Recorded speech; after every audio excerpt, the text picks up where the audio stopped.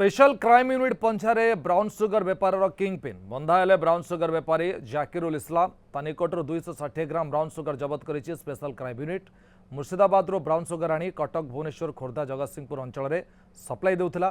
किछि दिन धरी स्पेशल क्राइम यूनिट स्कानर थिला इस्लाम। जबत ब्राउन सुगर मूल्य 26 लाख टंका हेबो बोली कहिसंती पुलिस कमिशनर। 2026 रे एपर्यंत 983 किलो ब्राउन सुगर जबत हो सारी। एथस आज स्पेशल क्राइम यूनिट पक्षर आरंभ होता ऑपरेशन ड्रग्स क्लीन अभियान। यह अभियान में सामिल होता तालीम प्राप्त डॉग स्क्वाड। इन्फोसिटी और जागबरा अंचल विभिन्न शिक्षानुष्ठान निकट में पान स्टेशनरी दुकान में चढ़ाऊ करता टीम।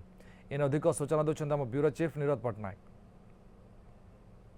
क्राइम यूनिट पंजारे जाकिर एकदम पूरा भुवनेश्वर कटक पुरी एवं खोर्धा अंचल जगतसिंहपुर अंचल सप्लाई दौला ये ड्रग्स बेपारी जाकिर को धरियापाई विभिन्न स्थान में छापा मारी स्पेशल क्राइम यूनिट एवं नजर रे भी रखिला। कारण सी बहुबार आसी ट्रेन में भुवनेश्वर आसी भुवनेश्वर विभिन्न स्थान में सी ब्राउन सुगर सप्लाई दे चली जाता। ये हूँ कला मुखा पिंधि छिड़ा से किंगपिन जार घर हूँ मुर्शिदाबाद अंचल एवं मुर्शिदाबाद अंचल जिते सी आसूला कम कम जो परिमाणर ब्राउन सुगर धरी आसला 260 ग्राम ब्राउन सुगर धरी स्पेशल क्राइम यूनिट जार मूल्य प्राय 26 लाख टंका हम बोली कहते पुलिस कमिशनर। तेबे एते परिमाणर ब्राउन सुगर से आनीला कौटू एवं जनवरी मासरू आज पर्यंत प्राय 1 kilogram brown sugar special crime unit धरी कमिशनर कहते।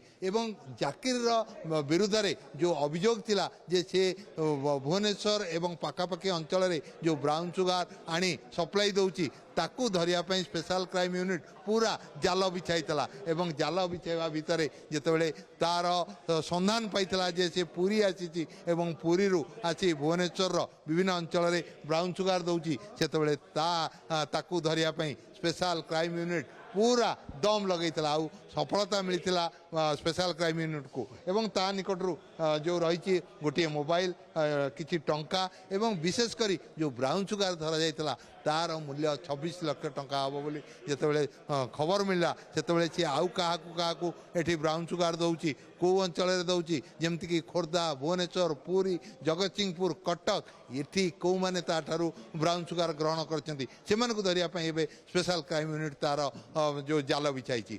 Bhubaneswar camera person Lakshmi Narayan Neeraj Pattnaik, news 7।